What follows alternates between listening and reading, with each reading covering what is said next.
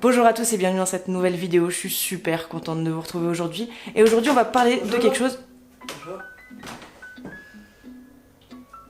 De ça, de comment on fait ça. Parce que ça peut amener à des situations un peu étranges. Mais avant de se lancer sur le côté technique sur Premiere Pro, on va parler de quelques petites choses qu'il faut savoir. Parce que c'est vrai que le moment du tournage est vraiment crucial quand on fait du clonage. Et on va en parler tout de suite. Ok, donc on va partir sur la première chose à savoir, mais 3-4 points quand même assez importants au moment du tournage quand vous voulez faire du clonage.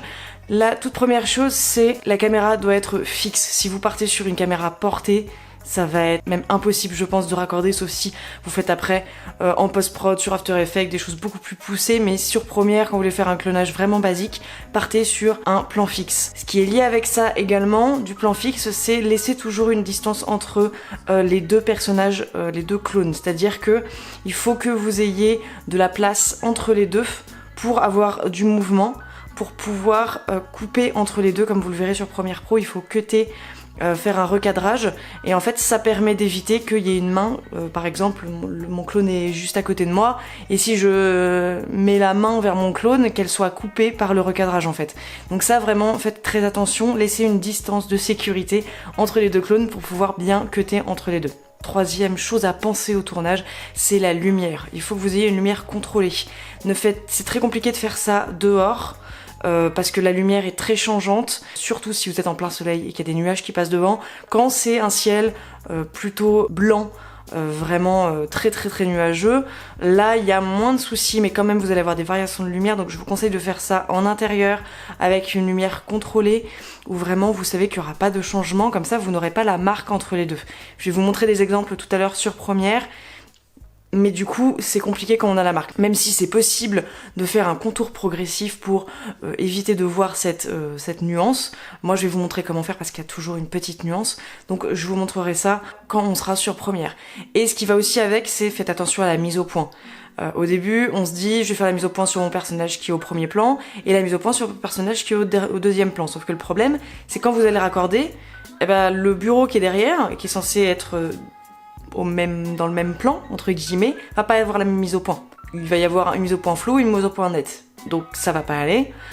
Donc vraiment, essayez de fermer un peu votre ouverture pour pouvoir avoir une homogénéité de la mise au point et pas avoir de soucis à ce niveau-là, parce que vraiment ça se verra et ce sera vraiment pas joli. Et ensuite, dernier petit conseil, si vous voulez que vos deux personnages discutent, donc moi par exemple là, ils discutent pas vraiment, si vous voulez qu'ils discutent, parce que c'est pas forcément évident à faire, vraiment quand vous jouez le personnage qui ne parle pas, dites-vous bien, répétez avant, dites-vous bien ce que l'autre est en train de dire pour avoir le bon timing, parce que c'est vraiment pas quelque chose d'évident à mettre au bon moment. Et ensuite, vraiment quand vous jouez la comédie entre guillemets, vous pouvez vous dire dans votre tête la réplique qui est en train de se jouer, pour vous aider à ensuite caler vos deuxièmes répliques. Mais voilà, il va falloir de l'entraînement parce que c'est vraiment pas quelque chose qui est évident à faire. Maintenant que ces petits points ont été abordés, on va passer sur Premiere Pro et je vais vous montrer comment faire ça très simplement sur le logiciel et avoir deux personnages identiques de vous-même qui évoluent dans le même espace. C'est parti, on y va tout de suite. Ok, du coup on est sur Premiere Pro, on va commencer le côté technique qui, comme vous allez le voir, va être très rapide. Comme je vous l'ai dit tout à l'heure, vraiment tout se joue au tournage. Au moment du montage, c'est assez simple. Donc là, comme vous le voyez, j'ai déjà mes deux rushs sur la timeline. Donc le premier personnage qui parle, le deuxième personnage qui jardine. Et en fait, ce que vous allez faire, c'est vous allez prendre sur le premier le moment où voilà, je remarque le deuxième personnage et vous allez mettre hop, le rush de l'apparition du deuxième personnage qui arrive. Donc là, comme vous le voyez, hop, et le personnage arrive. Comme vous le voyez, le premier personnage disparaît parce que le rush est au-dessus. Donc ce que vous allez faire, c'est que vous allez, hop, je l'ai déjà marqué là, comme vous le voyez, vous allez aller dans Options d'effet, et dans Effet, vous allez chercher l'effet recadrage, que vous allez mettre donc dans Options d'effet sur le premier rush. Et à gauche, vous allez, hop, bouger, et faire découvrir le premier personnage. Donc vous bougez un peu pour avoir les deux, ça vous voyez un peu. Et on va le mettre à peu près ici, c'est bien. Comme vous le voyez, il y a quand même une petite différence de couleur, mais on verra ça après, c'est très facile à changer. Et du coup là, voilà, vous avez déjà, comme vous le voyez, hop, ça marche bien, voilà. ça marche très bien et c'est très rapide, vraiment un effet recadrage. Donc pour ce changement de couleur, vous allez donc vous retourner sur le rajut dessus, recadrage, et vous avez ici contour progressif.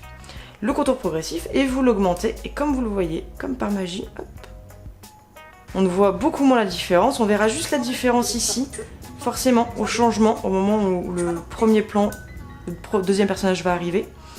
Mais du coup, ça vous pouvez le gérer à l'étalonnage, et je vous remets justement le début de l'épisode, le début de la vidéo, pour que vous voyez comment j'ai réussi à gérer au niveau de l'étalonnage. J'ai juste du coup un peu assombri le premier rush pour que ça matche un peu plus avec le deuxième, et vous voyez très bien ici que vous ne voyez aucune différence au moment du changement de plan. Donc voilà, c'est tout simple, comme je vous l'ai dit, c'est vraiment très simple à faire, tout se joue au montage, c'est vraiment super important.